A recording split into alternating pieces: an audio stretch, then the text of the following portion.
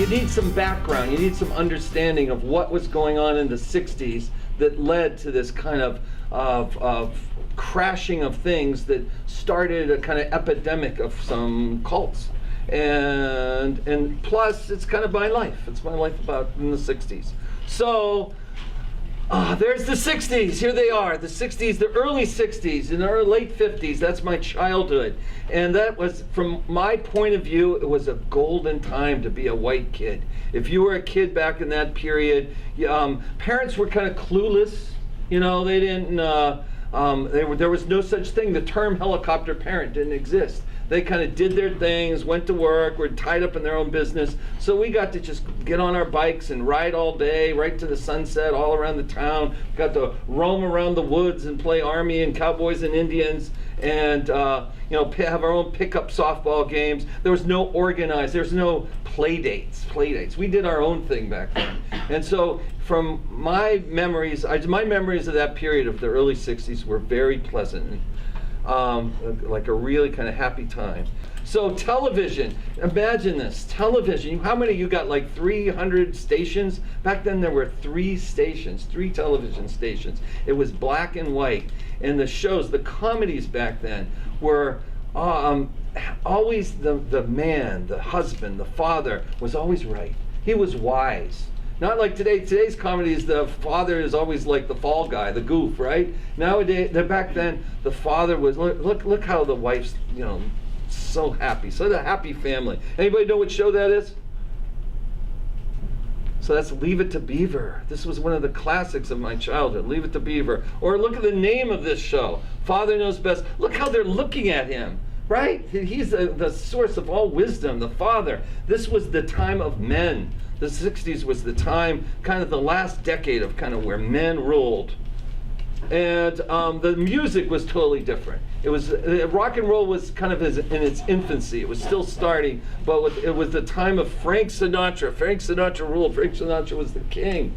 It was Doris Day, and then Frank Sinatra had his buddies. It was called the Rat Pack with Dean Martin and Joey Bishop, and they would go from casinos and all these, I don't know, various stages to perform. But one thing I learned about Frank Sinatra was a cool thing about Frank Sinatra. He really stuck up for Sammy Davis Jr. because the racism back in the in the 60s was pretty darn bad, and so Frank Sinatra would only perform if Sammy Davis Jr. was treated just as well as everybody else. So anyway, and this was the technology back then. Technology really didn't start improving until maybe the mid 80s. So all through the 60s, 70s, and early 80s, technology was so backward from what your point of view. There was no cell phones. Can you imagine that? No cell phones. You couldn't just connect with your friends on a second anytime you wanted. There was no internet. This is the telephone back then. It was rotary dial. You had to put your fingers in and dial numbers, and it would spin around. And sometimes it would be party lines, so other people in other places could hear what your conversation was. It was plugged into the wall, and so you couldn't go very far. That's how you had to talk to people then. Or there were phone booths. We had put money if you were outside. Outside your house, there would be a phone booth. And then cars were gigantic. They were big, heavy metal cars where you had gasoline was 25 cents a gallon. You had these big couches, the seats. There were no seat belts, but big couches to sit on where you you'd have a whole party in the car. And music. This was the Spotify of its day. This was the Pandora of its day. This is how you played a whole bunch of songs. There was, on each one of the 45s, there would be a song on one side and a song on the other. And so you'd make your own playlist by collecting all these things and stacking them up. Or you have big LPs on a big heavy thing like this, and more often than not you'd end up scratching them up because they were kind of delicate. So that's technology. Television sets weighed a ton. They were black and white. And television, the thing that ruled television and movies in the early 60s and the 50s was Westerns, the Westerns. Again, it was a time of men. You know, it was all about kind of guys running things and taking care of things. And you had this guy. Who's this guy? Anybody in the class? Does anybody know who that guy is? Anybody? This guy was the star. Oh, you did. Well, say it. Say it. Marshall? What?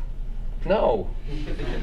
It's not well, I guess he's a marshal, but who was the actor who played him that was like so famous back then? Who's heard of John Wayne? Anybody heard? To like 2 people, 3 people. John Wayne. John Wayne was the star of all the westerns. There's so many westerns, and John Wayne knew how to run things. He was a man.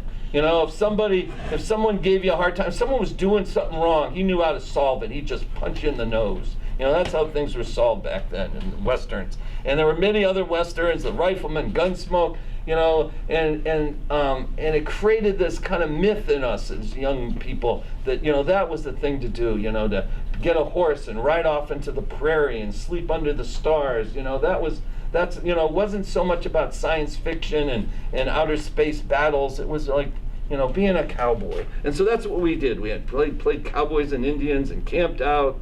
And another thing that was happening in the early 60s was, which I knew nothing about at the time. I was a kid goofing around. I didn't know that in Greenwich Village in New York City was the folk revival, where old-fashioned music was kind of reinterpreted with traditional songs. And some of the stars, and one of the stars today, or particularly one, it had his beginning in the folk revival. And does Mr. Godbout want to make his usual commentary about this fellow right here? Sure. We listened to one of his songs earlier this year. His name's Bob Dylan, birth name Robert Zimmerman. And the neat thing, the transformative thing about Dylan was that before Dylan, these crooners, like Mr. Hancin said, Frank Sinatra, Dean Martin, Sammy Davis, would sing about, you know, fun things like birthday parties and blue suede shoes, and, you know, even the Beatles were transformed by Dylan, because he took politics, he took civil rights, took historical events, conflict, all sorts of things, and then started to write songs about it. So, you know, Kendrick Lamar and Jay-Z, rappers now, you know, older bands like U2 and Rage Against the Machine, you know, they developed an edge and a political conscience because of Dylan. Before Dylan, none of that existed. The music as you know it today would not have changed had it not been for Dylan's influence in the early 60s. The singers before Dylan, for the most part, other people wrote their songs and they interpreted it. Where Dylan was one of the first persons to become a singer-songwriter, where he took the, like Mr. Godbout said, took the events of the days, like the civil rights movement, and turned them into songs, or the war in Vietnam. And so that was Greenwich Village. I was like playing cowboys and Indians while that was going on. And then here he is again. Here's like a special view of Bob Dylan in the early days. But what's interesting, and one of the many interesting things about Bob Dylan was, before anybody else, his lyrics started to become psychedelic and more experimental and more about states of mind. And that we'll talk about later, but here he is in one of his first albums to do that. All right, so here's John F. Kennedy. So I was raised Catholic, and for Catholics, this was like what happened with black people and Barack Obama. You know, to have a Catholic president. Up till then, every president was Protestant. And the idea that, so I remember in my Catholic school, the Catholic teachers and nuns going nuts because we got a Catholic president. And a lot of people, that was a big deal to people back then, because they thought, they would start these rumors that if we had a Catholic president, the Pope would take over the United States. So there was a little tension at first when Kennedy was first elected. But then this kind of golden period, at least that's what it seemed like, this golden period for white people started during the Kennedy's first part of his presidency. And he started these things like the space program, or the Peace Corps, and he created this kind of youthful energy in the country, this optimism in the country, and he had a beautiful wife, and it was just all this kind of glamour there for a while. He was friends with Frank Sinatra, for Christ's sake. Anyway, so for a few years, a couple of years, everything seemed really cool for white people. And then this was another, why am I showing this slide? Does anybody know what show this is? Yes? Mad Men. And what does this image suggest to you? Come on, look at it. Look who's there. Look who's one place. Look who's in another place. What does that suggest? Come on, anybody? Anybody? What? Did you start to say something? Look where the men are standing. Look where the women are standing. Predominantly dominated by men. Yes, that was, as I said, it was the time of men. Look at men were the ones standing up front, and women are all behind them. You know, it was the time where women didn't have the opportunities they have today. Women had to take secondary roles and kind of be, supporting men. It was a time, if you saw photographs from that time, it was always, white men together. There wasn't any diversity. And so that golden time, that short little golden time, didn't last that long. After a few years, what happened? What's this slide about? Come on, look at that. What's going on? Come on, you can recognize something in this. There's a casket. There's people waving in Dallas. Yes, when Kennedy got assassinated in Dallas.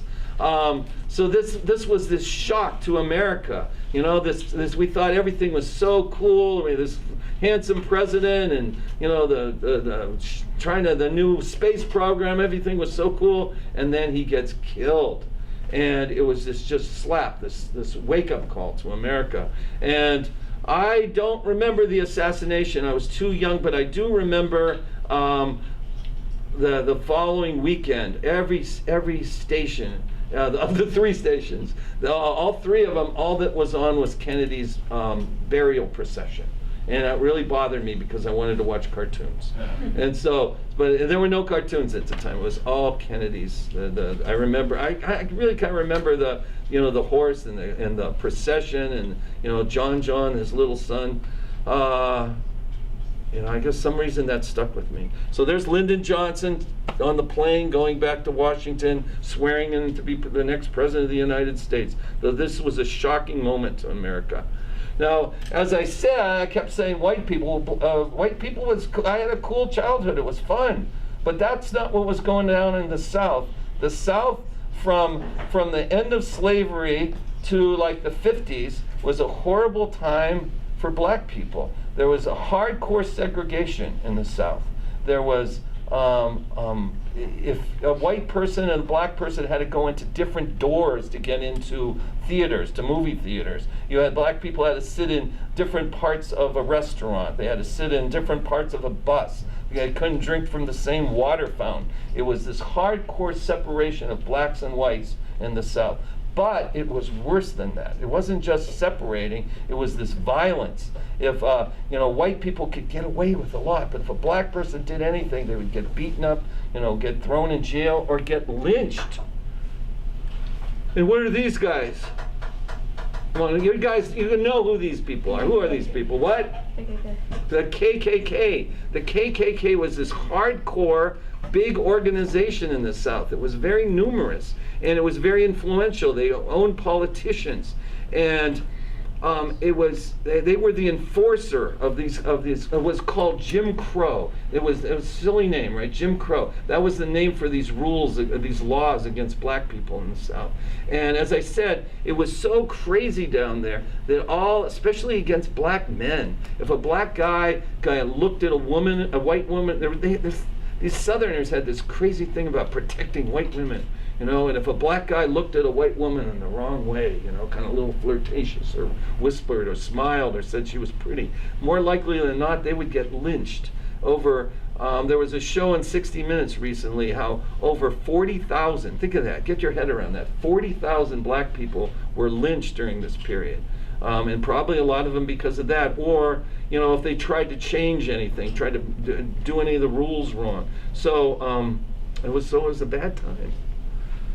Now, in the 40s, after World War II, a lot of black soldiers would come back from World War II, and in Europe they were heroes. They were treated well. They were helped save the European countries, and then they came back to the United States and they're treated like crap. And this starts this whole movement in the South of the civil rights movement to overthrow those rules. For black people basically weren't allowed to vote. They had to pass these what was called literacy tests, where which were this kind of trick to just get you expelled so you couldn't vote. And the wages for black people were all much less than white people. So the civil rights movement began, and the white establishment wasn't crazy about that. There was beatings, there was water hoses, there was dogs attacking them. And recently there's been a couple movies about this period, like the movie called Selma, where where Martin Luther King tried to organize black people to march to this Capitol to get voting rights. And on the way there, they crossed this bridge, the Edwin Tebbets Bridge, and they were attacked by dogs and policemen and were beaten badly. And so this was not a good time. But and then there were things like this. These were white kids from, mostly white kids, black kids too, but northerners who would come from college, so just a couple years older than you, who would get on buses, they were called the Freedom Riders, to go down to the South to help get black people registered. So just think, would you guys be brave enough to do that, to know that your life was going to be hanging in the balance? Like those 3 kids were all killed. The movie Mississippi was based on that. They were killed and their bodies hidden, and it turned out the Klan was behind it. Buses would be bombed. There was a famous church bombing in Birmingham, Alabama. Three black girls were killed. It was a bad time. Does anybody know who that guy is? Huh? Malcolm X. Say it loud. Malcolm X. So Malcolm X was was this charismatic member who lived in Boston for a time, a charismatic member and speaker, a leader of the black Muslims. Anybody know anything about that? Black Muslims. The black Muslims, I frequently, when I was a kid, you would see the black Muslims were very visible because they dressed very well in suits and ties and would stand in corners and sell their magazines, the Muhammad Speaks. So and when I was older, when I was in college, I befriended someone. I got to be friends with someone who was a black Muslim, but then became a traditional Muslim. And he took me to his dorm room and showed me the secret Bibles of the black Muslims. The black Muslims believed, and if you think about it, it's not too far-fetched, that white people are the spawn of the devil. That white people are born from the devil, and you can see how all the problems in the world were created by white people. So it was a very anti-white kind of separatist movement that was started by this guy who considered himself a prophet, like an Islamic prophet named Elijah Muhammad. And basically what he did, he kind of started his own religion that was kind of his prophecies mixed up with Islam. So anyway, Malcolm X was one of their stars. And then he decided to go on the Hajj. Does anyone know what the Hajj is? And each Muslim is, go ahead, say it. What's the Hajj? It's the journey to Mecca. The journey to Mecca, to do the pilgrimage in Mecca, to do this big prayer ritual where you're walking around their holiest site. Islam is the holiest site in Islam, and praying. And so he decided. So Muslims are encouraged to do that once in their lifetime. And so he went there, he went to Mecca to do the Hajj, and he was like shocked. What the hell? There's white people here, there's Asians here. It's not just black people. And he ended up having this realization that Islam has nothing to do with race, that Islam is a non-racist religion that embraces everyone, that everyone can pray to God. And so he came back to the United States and started telling the black Muslim people that we're doing this wrong, that it's, Islam isn't a racist religion, it's for everybody. And so Elijah Muhammad and his buddies didn't like this, and he was killed. He was assassinated. So just kind of imagine, this flamboyant, charismatic guy, what a healer he could have been if he wasn't killed. And so then there's this guy. Everybody knows him. Who's he? So this is his famous, what's that? What was funny? We just sounded really monotone. Yeah, that's okay.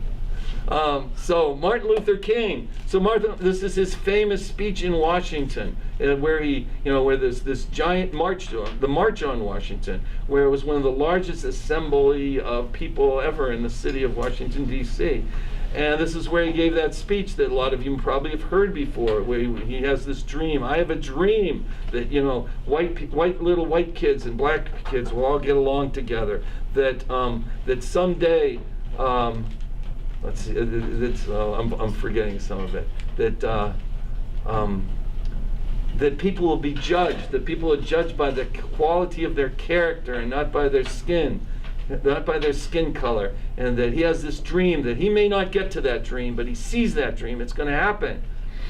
So anyway, that was kind of like one of the high points of the later 60s, the big march on Washington. It seemed like good times might be happening. Things might get better.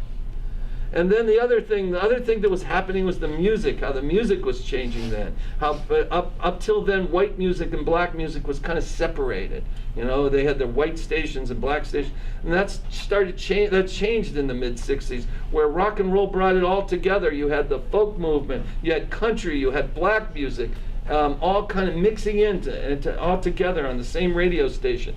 And you had people like James Brown and the Supremes and the Temptations and all that kind of classic songs in my childhood, of the Four Tops. And this was like popular. Everybody liked this. It didn't matter the color of your skin. And then you had these guys. Who are these guys? Yeah, you had the British. This was called the British Invasion, where you had the Beatles and who else? Name another, what? The Rolling Stones. The Rolling Stones, the Beatles and the Rolling Stones. And I don't know, anybody else know any bands from the 60s who came in the part of the British Invasion? Nobody? Come on. How about the Who? The Who. The Who, the Kinks. Herman's Hermits, the Animals. It was on and on. All these groups from England, and so British music and black music and country and folk all mixed together at that time. It was one of the great times of kind of grassroots mixing of music. It wasn't like set up by Hollywood and Madison Avenue. It was this kind of general, this very organic mix of all those different influences to create one of the great times of music. And then you had this going on. Well, this was the evil empire. This was Darth Vader. What was this? What was dun dun dun dun? What is this? What is this? This is what scared everybody. Every American was scared of this stuff. What is this? Communism, right? We were terrified. And because it was going to eliminate capitalism, it was going to take over the world. And part of the reason we were terrified, because some of these guys were pretty darn vicious, like this guy. Who's this guy? You've got to be quiet. Let somebody else. Does anybody else know who this is besides him? You see, Joseph Stalin. He was Darth Vader. He was this crazy psycho who killed more Russians than Hitler killed people. He was a mass murderer. And if you didn't go along with him, you were either murdered or sent to work camps in Siberia. He had, I really believe he had some kind of psychological disorder, or some kind of paranoia, where he believed that anybody who could possibly threaten his rule would either be killed or sent off. And so, of course, communism was going to seem horrible when you had people like him running it. And then you had, who's that guy? You be quiet. Who's that guy? Well, anybody else know who this is? Come on. Everybody in the 60s knew who he was. He was another scary dude. Any guesses? Man, see, this is how much things have changed. This was Mao Zedong. This was Chairman Mao. He was the leader of Communist China. And he was another tough guy, but I don't think he was a psychotic like Stalin was. I think he just believed that the ends justified the means. And it didn't matter how many Chinese people he killed, as long as China became industrialized, became a modern nation. He was obsessed with taking China from the Middle Ages and making it a modern country. And to do that, it didn't matter what he did. And that's similar to Khrushchev. He was the same way. Wanted to modernize Cuba. And so there's a reason as every American was kind of scared of communism. They had these kind of violent leaders. and that's Khrushchev. He was the leader when I was young. He was the leader that faced off against Kennedy. So anyway, that was another thing that was going on besides the music changing, besides civil rights, was this kind of dark cloud that was hovering over things, the dark cloud of communism. And communism was responsible for this thing. What is this up there? Not you. What is this? Come on, somebody else. What is this? What is this? Come on, look at. You know what it is? Say it. War. Yeah, war and where? Where? What country? Vietnam. The Vietnam War. The Vietnam War was one of the dominant, heavy-duty things that was going on during the 60s. And the reason it was going on was because of communism. We were so scared of communism. And the domino theory. Does anyone know what the domino theory is? Little Feudus, what's the domino theory? You have any idea? Guess. A guess. Anybody have a guess? Dominoes. Think of dominoes. Blink, blink, blink, blink, blink. What? Anybody, except for you. All right, the domino theory was the belief that if one country fell to communism, it would knock over the next one to communism, and the next and the next. And before long, the whole world would be communist, and we'd be just poor America kind of defending ourselves from this world of communism. So we had to intervene in Vietnam. We had to stop the spread of communism, because if we didn't, soon it would be at our doorsteps. And so we got into Vietnam. The problem was it wasn't that simple. Vietnam was also a civil war. It was a war of independence where Vietnam wanted to break away and become its own power and not be a colonial power. And nobody would help Vietnam except for Russia. And so Vietnam became a pawn, you know, where Russia was using Vietnam to kind of using Vietnam's desire for independence, and it was using that. And the other thing that we didn't quite get in Vietnam, or we didn't really care about because we hated communism so much, was the government in South Vietnam was corrupt. They were selling drugs. They were like bad guys. So there was these kind of bad dictators running South Vietnam, and a kind of beloved guy that the North Vietnamese really loved, named Ho Chi Minh, who was running the North. And so we got in the middle of this kind of complicated situation, kind of not quite understanding it, and you know, I think with good intentions to stop the spread of communism, but it turned into a quagmire. It turned into a big mess, and a lot of young people. And so I was in high school towards the end of Vietnam. You had this thing called the draft. So as I said, it was the time of men. Most of you girls wouldn't have to worry about it, but if you guys in high school, if you had a high number in the draft, and this kind of silly thing that they spun around and numbers would come up, and if you had a high number, you could very well have to drop out of school, go to boot camp, and then be sent over to Vietnam. So there was a lot of hostility. People didn't want to do this. They didn't want to go over to Vietnam. So you had crazy things happening, like people would take hammers and smash their toes so they would get deferments, get medical deferments, or try to get off to Canada. Or if you were a white person with some money, what did you get? What did you do? You got to college. You got a college deferment. So it tended to be kind of more poorer people that ended up going into boot camp and going to Vietnam. And then meantime, the war in Vietnam got more and more nasty because, like I said, both sides had problems, and the South had problems. They had these dictators running things. So we had Buddhist monks that were setting themselves on fire to protest the war. You had South Vietnamese generals that would just be shooting people in the streets because he thought this guy could be a traitor. You had kids being napalmed, you know, having their skin burn off from napalm. Napalm was this defoliant where it would be dropped from planes and would poison forests to kind of expose the Vietnamese troops. But you know, civilians and little kids would be, you know, hurt by it or burned or killed by it. And then just imagine, just think about this. You were like just a young person, you know, just it's 18, 19. You were in a foreign country. They spoke a different language than you. The good guys and the bad guys looked the same. You couldn't tell who was who. And your training was really kind of minimal. That it wasn't long before there would be some bad things happening, and this was one example of that, where the soldiers just were so upset not knowing who's who and their friends being killed, that some American soldiers slaughtered a village of innocent people, and it was called the My Lai Massacre, because they're just so burnt out from not knowing who's good, who's bad, who to defend.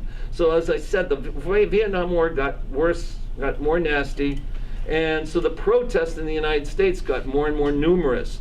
Protests in Washington, all across college campuses. Celebrities, Jane Fonda, all got involved in trying to, protest the war in Vietnam. So imagine these things happening. You had the civil rights movement. You had the protests against the Vietnam War. All these big movements happening at the same time in the '60s, and that's when I was in high school when these things were kind of coming to a head. And then you had the worst year of all, the year that kind of changed America, the year, if things had gone differently, our whole country would be in a different place. And so that was 1968. So in 1968, I was a freshman in high school, and then this happened. Does anybody know what this is? Come on, look at there are black people pointing up to where a shot was fired. There's a casket with someone laying in the casket. What do you think that is?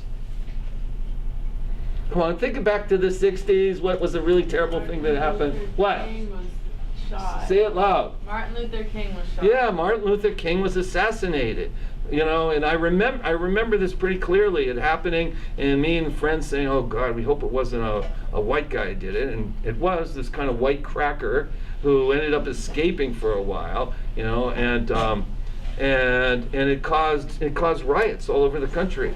Black neighborhoods, all in big cities across the country, went up in flames. The National Guard were killed. It turned into these bad riots, except for Bobby Kennedy. Do you know Bobby Kennedy? So the younger brother of John F. Kennedy was a politician too, and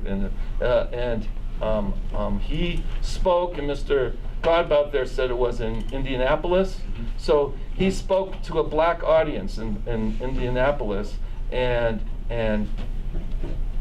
was gave this very deep felt speech saying he understands what loss is. He knows about losing his brother, and he can understand how people would want to go off in violence, but his speech was able to calm the crowd down and keep people from keeping a riot from erupting in Indianapolis. And here in Boston there wasn't a big eruption either because of James Brown. James Brown performed a big concert in Boston that was televised across the city, and that also kind of calmed things down in Boston.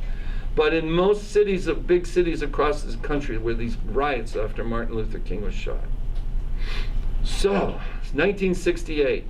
A few months later, now who gets killed? Who's there? Who's there lying, dying there? Whose train is being taken from Los Angeles to Washington, D.C.? Anybody? Huh? I heard some name. Chair. Who? What'd you say, Cher? I said it was a chair. A chair squeak. Oh. You have an answer. Okay, who is it? Bobby Kennedy. Bobby Kennedy. So Bobby Kennedy, right after he calmed things down with Martin Luther King being shot, he gets shot. A Moroccan, kind of crazy Moroccan guy comes up to him in a big convention hall and shoots him in the head. And so Bobby Kennedy was at this point, Bobby Kennedy was a very popular politician. White people, black people, all liked Bobby Kennedy, poor people. And it was very likely, if he wasn't killed, he would have been the next president of the United States instead of Richard Nixon. And so Bobby Kennedy's casket is taken from Los Angeles to Washington, D.C., and a proof of how well-liked Bobby Kennedy was. All along the train ride to Washington, crowds of people would be standing along the railroad track, kind of waving Bobby Kennedy goodbye. And that's his funeral down there with his wife. And then there was the Chicago Convention, the Democratic Convention of 1968. So if Bobby Kennedy hadn't been killed, he would have been nominated president. Instead, there were riots at the convention. Different political groups, young people political groups, the Yippie Party, were all descended on Chicago, and some of it might have been violent, but most of it was very theatrical and very kind of almost silly. You had stuff like this, where the Yippie Party chose to have a pig nominated for their candidate to be president. You had this famous poet of the time, Allen Ginsberg, organized a giant meditation circle where they would do Hindu chants and meditate, trying to raise the Pentagon. It was off the ground. There was like a lot of kind of theatrical, kind of silly protest, but the Chicago police didn't have a good sense of humor. They didn't like this. And so the Chicago police did, and plus they had a whole park that was taken over by young people protesting against the war, against the Democratic Party, against the Republicans. And so they had a riot. They called it a police riot, where the Chicago police just started beating and battering and all the young people in the park. And the riot spread into the convention. And it just made things look really bad, which made the election of Richard Nixon a pretty easy thing to happen. So, and then you had this thing going on in the 60s. Look at everybody smiling now, huh? So, do people know what that is? You know what that is. What's that? Birth control pills. There wasn't birth control before the 60s. It was what birth control did was changed people's attitude. Your attitude about sexuality is so different than it was in the early 60s. When you really had to worry that you were gonna have a kid. Birth control changed attitudes, and this guy changed attitudes. Who's he? Huh? Something with Playboy. Yeah, who's the guy who started Playboy? Who just died recently after having 1 million girlfriends. Who is it? Hugh Hefner. That's Hugh Hefner. So look at the young Hugh Hefner surrounded with all of his Playboy bunnies. So in one part of the American culture, you had Hugh Hefner, you had birth control, you had within the hippie movement there was this a phrase that was used called free love. So sexual mores changed a lot in the late 60s, in the 60s. So that was going on, and then music changed too, and you'll see in a second why it changed so much. The Beatles became psychedelic, having songs that connected with Hindu beliefs, and songs that connected with kind of drug experiences and kind of the perceptions you have with drugs. You had the Grateful Dead and the Rolling Stones. All these bands, the type of music they were recording that had this very different edge to it. Except, Mr. Godbout, go ahead. Bob Dylan went country. And Bob Dylan went country because he was so ornery. He had to do different. He had to be different than everybody else. Bob Dylan was already doing kind of psychedelic music, but when everybody else did it, he said, I want to do something different. And the reason for psychedelia and psychedelic music was this stuff. And it's another thing that's kind of hard to understand, because now pot's going to be legalized in the U.S. It's already legal in Colorado, and I think Washington State as drugs and pot. For the most part, white America was probably pretty innocent with drugs at this point, until this point. Drugs were kind of limited to poets and jazz musicians, but in the 60s that changed, and pot became the thing to do with young people in the 60s. And before that, that wasn't true. So pot became common, and you had this kind of backlash against pot. What was the movie I can't think of that was an anti-pot movie? Reefer Madness. Reefer Madness, where they just tried to, portray all the kind of psychotic things that would happen to your head if you did pot. But in some ways, that movie wasn't that far from the truth with acid, LSD. So LSD had been around for a long time, but in the mid 60s, it started to become a common drug that young people, that you guys would, and college kids would start experimenting with. And LSD did this thing where it would open your mind to other types of experiences, see colors in a different way, hear sounds in a different way, just kind of experience life in a very different way.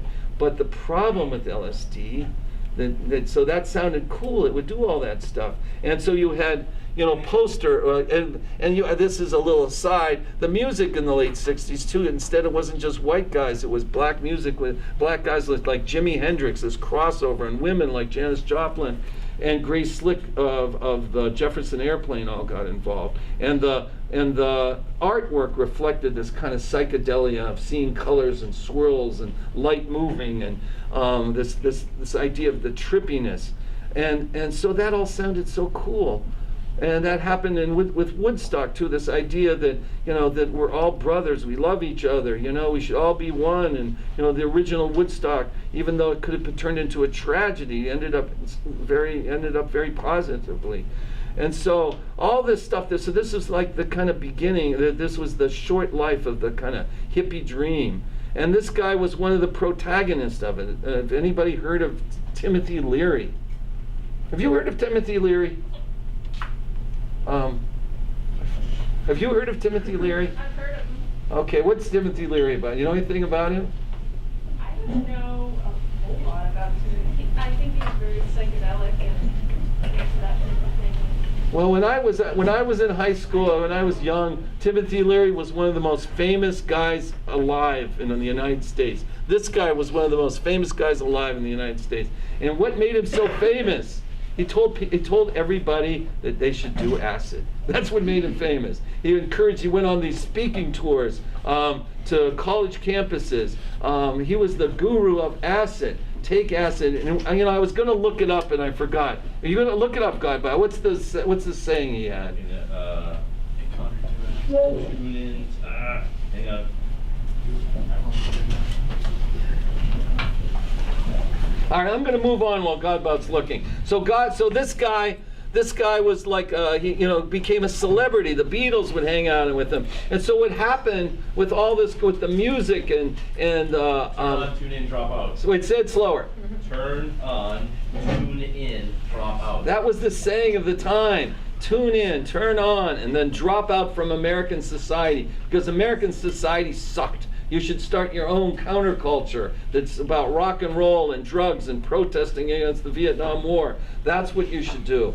And anyway, all this sounded pretty good, except if you kept doing acid or even doing it once, you could have a psychotic breakdown. Many people, there was a kind of a collective psychosis that was going on in young people at the end of the 60s because of too many people having bad trips or having some kind of breakdown, committing suicide. In fact, one of my friends from high school, he ended up committing suicide because he had taken acid enough times where he had a breakdown. He had a mental breakdown from acid, and it just got to him so much that he ended up committing suicide. So the point is, acid LSD was not a safe thing. It wasn't. It had bad effects. And part of this whole thing that was happening, so all these things were coming together at the end of the 60s, and it became called the counterculture. Drugs, the Civil War, the war against the Vietnam, the civil rights movement, and it created this thing called the counterculture, where people believed that the United States society was too messed up. It was beyond repair. So what we should do is just break away and start our own communes, our own organic farms, forget about cars and just hitchhike. And for a few years at the end of the 60s into the 70s, that was the kind of, it wasn't really that long. That was the kind of the high point of the hippie culture till, as I just said, acid, LSD started, and the kind of popularity of speed started, the kind of more negative drugs got involved, and heroin. And so that hippie dream didn't really last that long because of drugs. But for a short period of time it was there. And when I was in college, I did part of that. I ended up hitchhiking I wanted to hitchhike to Yellowstone. I didn't always make it all the way. I hitchhiked to New Orleans. It was part of this kind of adventure spirit that we had. Anyway, so communes and Timothy Leary. And then the movies, the entertainment changed. You had movies like Guess Who's Coming for Dinner, where black and white people could get can marry, and that was kind of a big deal. Or in Little Big Man, where instead of the cowboys being the heroes, the Indian was the hero. The Graduate, about an older woman having an affair with a younger guy, kind of sexy sci-fi. It was all kind of so different than the movies of my early childhood. And an Easy Rider should be part. Anybody see Easy Rider? See, everybody, back when I was young, everybody watched Easy Rider. It was the movie of high school, about this road trip of these two bikers and all the things that happened to them. That was going to New Orleans. That was part of the whole thing, go to New Orleans. And that was when Star Trek, the end of the 60s was when Star Trek came about. And a little thing in Star Trek, it was the first interracial kiss in Star Trek, was between, Kirk and, anybody know her name? Or what? Uhura, yeah, right. That was the you had Laugh-In, kind of trying to bring in the kind of psychedelic humor. Smothers Brothers ended up getting canceled because their jokes were getting too political. And then a popular show when I was in high school was Kung Fu, where this kind of crazy premise where a Kung Fu master would be out in the Wild West, kind of bringing law and order and goodness instead of using a gun, but with karate. And so, but this kind of crazy thing, again, to show the racism of the time, was Bruce Lee. Who's not heard of Bruce Lee? Everybody's heard of Bruce Lee, right? Anybody not heard of Bruce Lee? No one's saying anything. I don't know what's going on. You guys know? Have you heard of Bruce Lee or not? Yes, you all heard of Bruce Lee. So Bruce Lee at the time wasn't so famous, and he's the one who came up with this idea. But when it came to casting, they wouldn't cast Bruce Lee in his own movie, his own TV series, because they were scared of having an Asian as a star, so as a hero. So they ended up casting Carradine. What was this? I'm blanking on his first name. Carradine, and he became the star of Kung Fu. So anyway, so all these things were coming together in the late 60s. The drug culture, the civil rights movement, the war in Vietnam, and a lot of people in my age and a little older were feeling this kind of psychosis from doing too much drugs, from doing acid, feeling burnout, people committing suicide. It was kind of a scary time at the time. And this guy here, Richard Albert, he was one of the first people to experiment with LSD. He realized he was a friend of Timothy Leary. They worked together at Harvard. He realized that this is not working out, that this acid stuff, this LSD has bad effects to it. But it did open my mind. I see things differently. And what can I do about that? Kind of keep the good stuff but lose the bad stuff? And his answer was to go to India. So he went to India. He studied meditation. He studied yoga with an Indian master there. And there's a funny supposed story about him, I guess real story, where he brought some LSD and he gave it to his Indian master and said, "Here, try this." And he tried it and he said, "Well, no big deal." And so anyway, in other words, this guy was supposedly had his own insight for meditating. So think about it. Nowadays, meditation, you all heard about that. Yoga, we know about yoga, Tai Chi. You've heard about mindfulness. None of that stuff existed back in the 60s. That was all kind of very conservative meat and potato America back then. Well, one thing the hippie movement, Richard Albert and other people did, was bring Asian spirituality into the United States as a cure, as a hope to get out of this kind of rut people are in with drugs. And so he was another person. So his name was changed from Richard Albert to Baba Ram Das, and he published one of the Bibles of the hippie movement, which is Be Here Now. Everybody, if you were any kind of hippie, you had to read Be Here Now. And so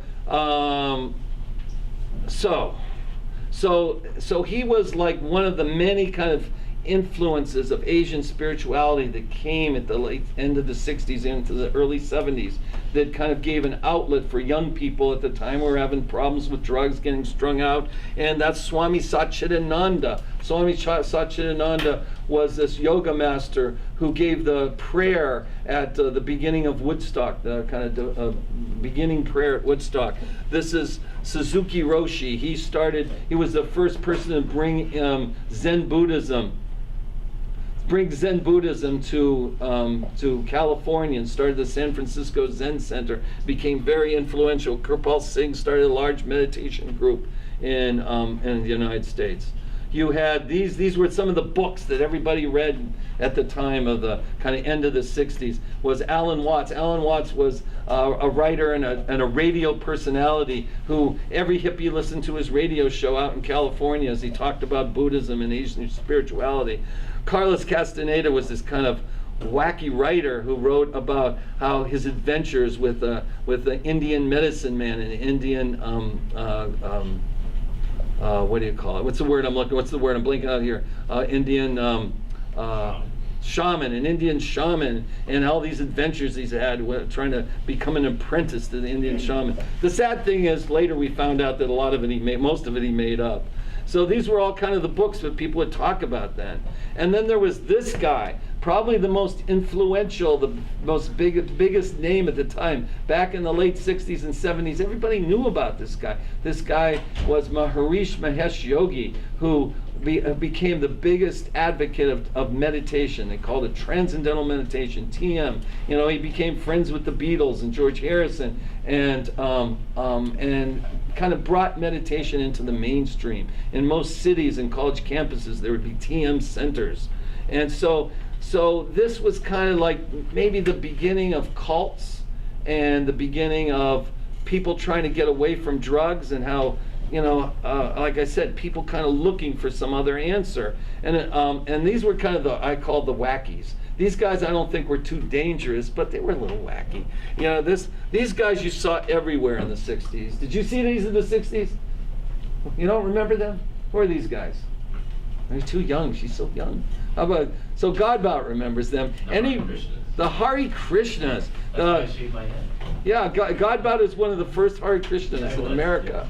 If you ask him in class someday, he'll start chanting Hare Krishna, Hare Krishna. With my tambourine. Yeah, it's his tambourine. So they believed that if you just chanted the name of Krishna and danced in circles, you would get liberated, you would get saved. And it was a big movement in the United States in the late 60s. Every rock concert, every rock festival, there would be Hare Krishna there dancing around, and there would have temples in most big cities. Boston had a big Hare Krishna temple, and on weekends you can get these big vegetarian feasts for free there. And so the Hare Krishna were kind of a funny, cool thing that didn't last, I guess. And then you had the Moonies. Another odd thing. The Moonies were this Reverend Sun Yat Moon, who was a Korean Christian who believed that he was the second coming of Jesus, that he was fulfilling Jesus' mission by getting married and having children, and how Jesus never had a chance to do that. So he has been incarnated to fulfill this. So he had these big followings all through Korea, the United States, other places where we have these giant marriage ceremonies where hundreds of people would get married and follow the Moonies, become a Moonie, and look up to him as a spiritual teacher. And again, that didn't last. And then you had this guy who was kind of the most controversial of them all. It was kind of scary. He was more in the 70s. His name was Rajneesh or Osho, who started a commune in Oregon, and he taught a crazy mix of everything, where you could have a lot of sex, smoke a lot of pot, but if you meditated and took him as a master, you'd still do well. And so, God, everybody liked that idea, right? We could have everything. So he had a big following and a big commune there, but things got a little bad and a little dangerous, and he ended up getting arrested, and he's a kind of whole interesting story about Rajneesh if you ever want to look into that. So anyway, those were other things. So we're like talking about how communes started. We had all these big forces kind of happening. I mean, not communes, sorry. how you had cults going. You had all these big forces of the civil rights in Vietnam. You had people getting messed up in drugs. You had genuine Indian and Japanese and Chinese spiritual teachers coming to the United States. And then you had some charlatans. You had some nutcases. And you also had the Jesus movement, the beginning of the Jesus movement. And they called themselves the Jesus freaks, but that's not meant to be derogatory. And back in the 60s, freak was just another name for hippie. Instead of saying you're a hippie, you're saying, I'm a freak, I'm a freak. Anyway, so they believed some ways like the hard Christian, except it was about Jesus. If you prayed very loudly and emotionally to Jesus, you would get saved. And I think in many ways this is like the beginning of the kind of big Christian churches of today, these giant mega churches, and kind of the new Pentecostalism of today kind of started with the Jesus movement in the 60s. So anyway, so all this was going on at the end of the 60s. You know, people were getting burned out in drugs, the war in Vietnam was going, the civil rights movement, a lot of tension between black and white people, and then the 60s ended. 60s were over. But the 60s didn't really end at the 60s. The 60s kind of continued into the 70s. Whoops. And that was showed with the music of the 70s. The music of the early 70s was like kind of a development of the 60s, right? It's some of the biggest bands right here were the bands of the 70s, which were really kind of 60s type music. And you had the Eagles, right? So the Eagles were one of the big bands of the early 70s, like one hit after another. You had these guys. Well, let's say these guys. Who are these guys? Who was another big band of the early 70s? Anybody can think? They were like big sellers. Yes?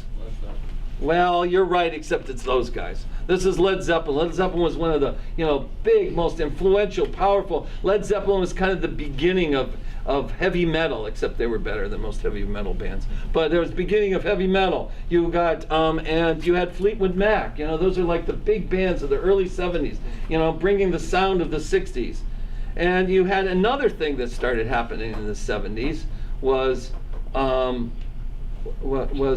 so in the 60s, as I said, were kind of the time of men. Everything was pretty male-oriented. Men kind of ran things. And that started changing in the 70s with the feminist movement that occurred in the 70s. And you had these authors who wrote these very famous books about women being treated as well, have the same opportunities as men, like Kate Millett and Betty Friedan. And then you also had Gloria Steinem. And so all this was going on when I was in high school, and so we all liked Gloria Steinem the best because she was the prettiest of them all. So anyway, and she actually got involved in an expose of Playboy Club by posing as a Playboy bunny. So anyway, the women's movement started in the 70s.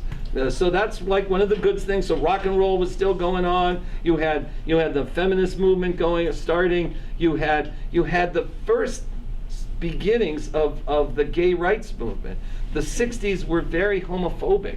It was no problem to make a anti-gay joke in the 70s, and any kind of gay character in movies in the 60s was like always kind of a comic character, someone people would laugh at, or be some kind of serial killer or something.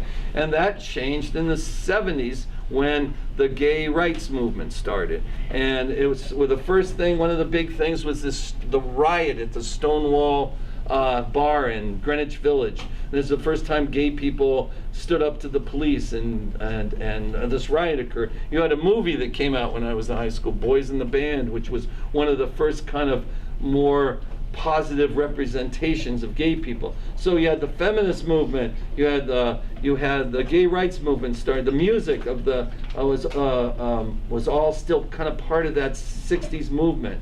But then you had the beginning of the bad stuff that started happening in the 70s. The 70s became the end of the 60s, but not right away. And this was one of the first things that happened that broke my heart when I was in high school. What was this? The Beatles. The Beatles broke up. It was shockwaves among all of us young people. The Beatles that we loved since we were little all broke up. And so that was a big thing. And then when I was in high school in 1970, I think it was 1970, you had the Kent State killings.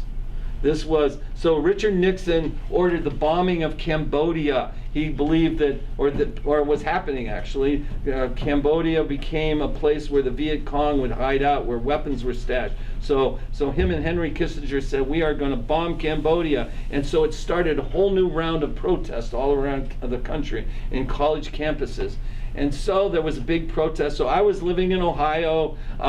Kent State was just an hour from where I grew up. And so there was a big protest march big protest rally in Kent State. Some windows were broken. The governor was called in and the governor called in the National Guard to stop these riots, and they believed these riots that were happening in at Kent University. And so nobody knows the whole story, but I don't know if a rocket was thrown or if there was a firecracker that went off, but something happened, and the National Guard lost it and just started shooting aimlessly into a crowd of people like you, that just a couple years older than you, who were in college protesting the Vietnam War, and 4 of them were killed.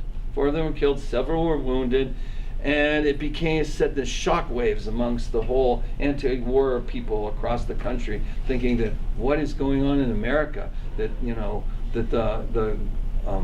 our army, our people are shooting at us, killing us. And it created the famous song by Crosby, Stills and Nash. Does anyone ever heard of Crosby, Stills and Nash? Oh, of course Elena has.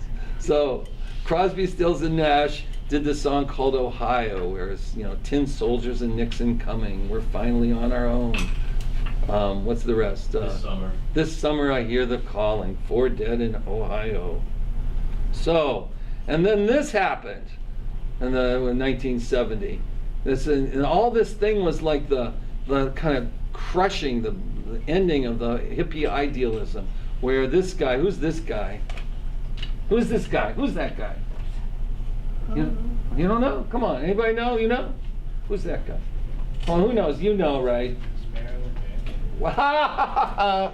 All right, did you hear what he said? Marilyn Manson. No, it was Charles. Marilyn Manson, the singer, rock guy, he got the name from Charles Manson. His group, Marilyn Manson, the musicians of them all picked names of serial killers, because, that's such a positive thing.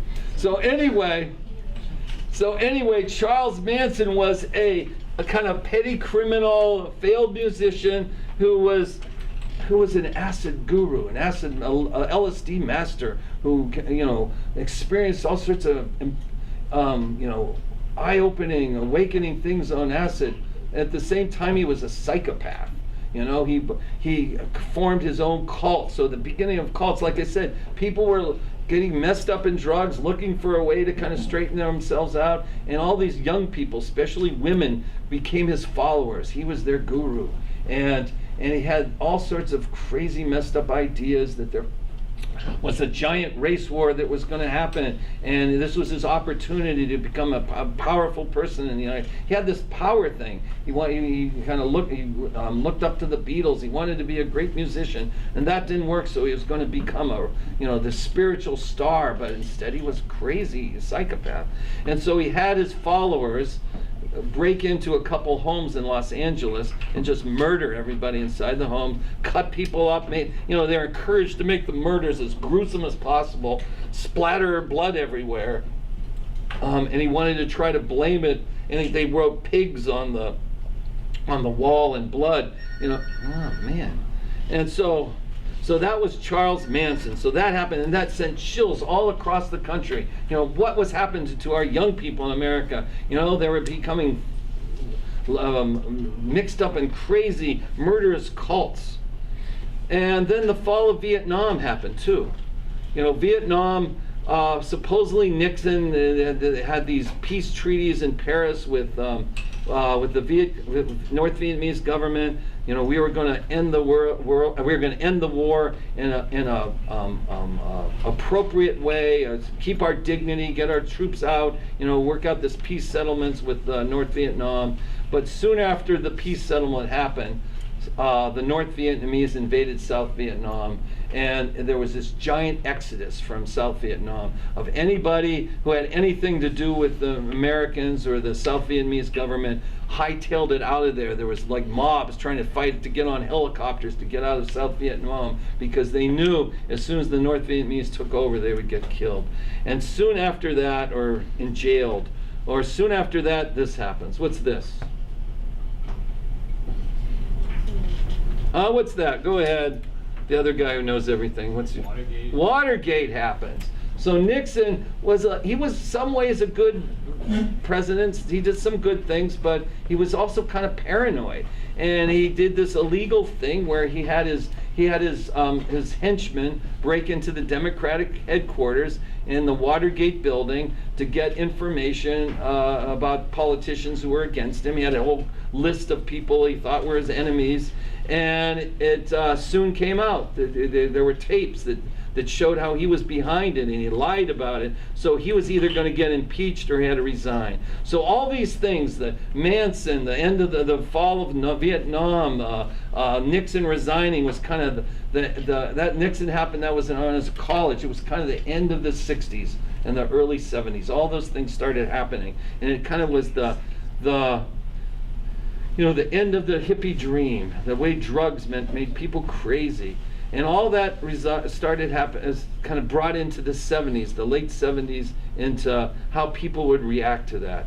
Oh wait, I forgot one thing. The biggest thing too was this. What's this? Go ahead. Is that Jonestown? Jonestown. So the People's Temple in California. And Jim Jones was this charismatic leader, this guy who taught some kind of crazy mix of Christianity and socialism. And he also believed that there was going to be a race war, and he started this commune in Guyana, and many people, and the friend of mine. So I was hitchhiking across the United States one time, and I had to get back to college, where my friend kept hitchhiking and ended up in California, ended up getting messed up on drugs. And that's what the People's Temple did. They took in people that were having problems. They fed them. They kind of gave them this new belief that Jim Jones was a spiritual teacher that that they could look up to and learn from.